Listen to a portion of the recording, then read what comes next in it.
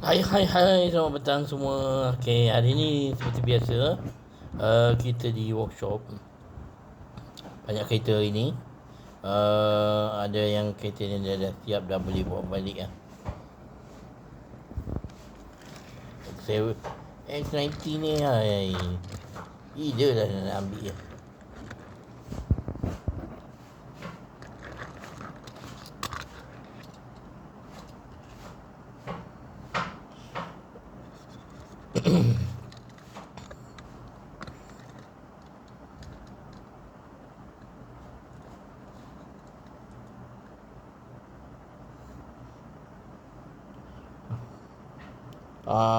Raptor ni dia boleh hantar balik lah.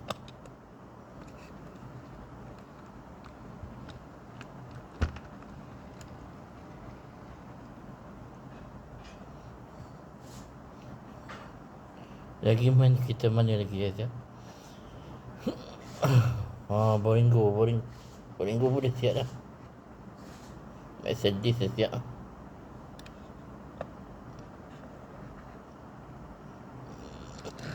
Ni kereta toking Civic depan dalam.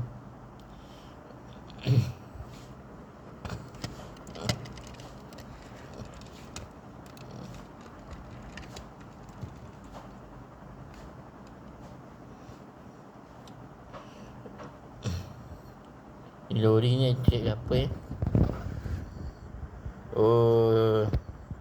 yang ni dia punya hydraulic dengan brake angin. Cek tayar.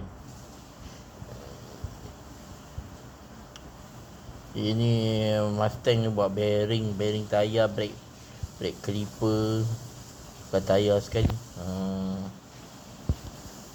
Range Rover servis major servis, tukar dengan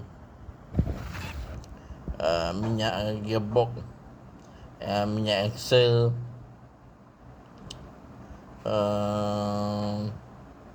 betul buat servis total body, brake.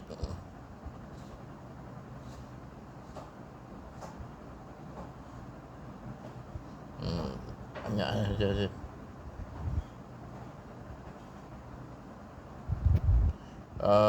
Malam ni alam haiwan malam ni seperti biasa. Abas kita pergi ke Kota Baru dan juga ke Kedah. Kota Baru dengan Rustar. Malam ni sepatutnya sampai lah.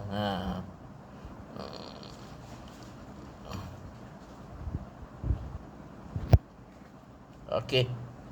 Malam ni seperti biasa pukul 9, 10 ataupun pukul 10 kita ada Alam Haiwan bersama dengan Cik Jah, Cik Mau dan Cik Dah. Okey, dengan tetamu yang bersama-sama dengan mereka lah. Okey. Tak tahulah siapa tetamu hari ni yang dipanggil. Okey, kita nantikan malam ni. Okey, bye-bye.